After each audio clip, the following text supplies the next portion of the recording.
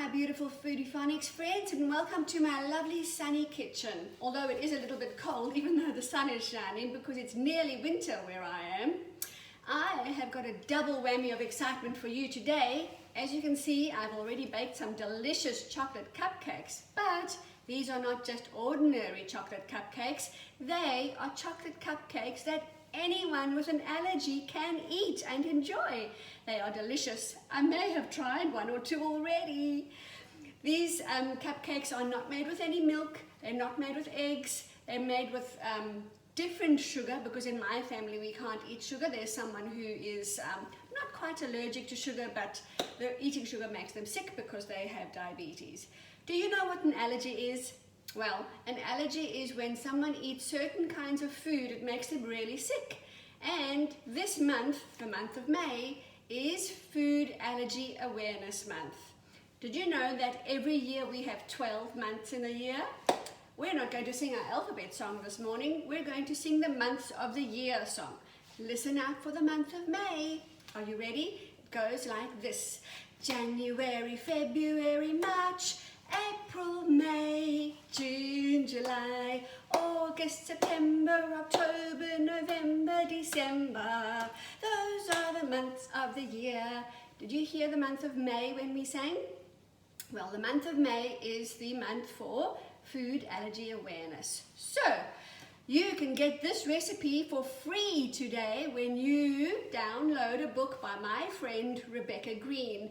It's called My Perfect Cupcake, and it really is my perfect cupcake.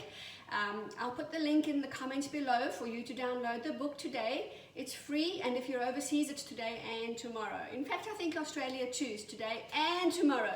You get the whole book for free about little Michael, who goes to a birthday party and can't eat any of the food because of his food allergies.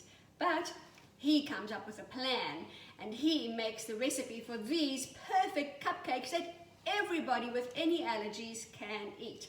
Right, let's get on to the frosting. For the frosting, I've used my own kind of butter. It's a non-dairy butter.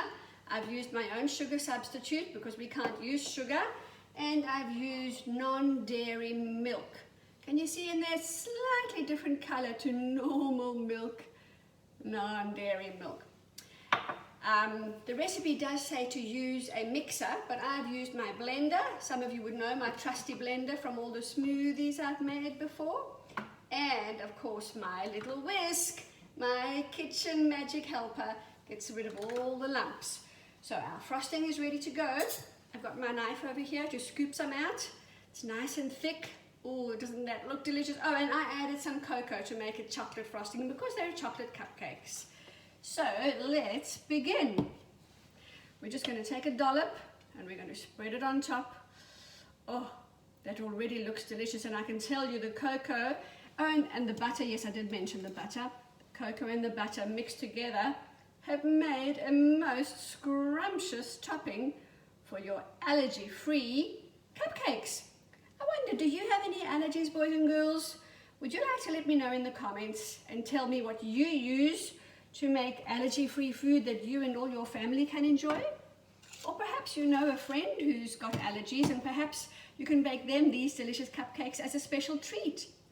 Because almost everybody, this recipe covers about 8 different allergies that people have with food that those people can all enjoy. But of course, it's always sensible to be careful and to make sure with an adult that you use the right ingredients for your allergy or your friend's allergy.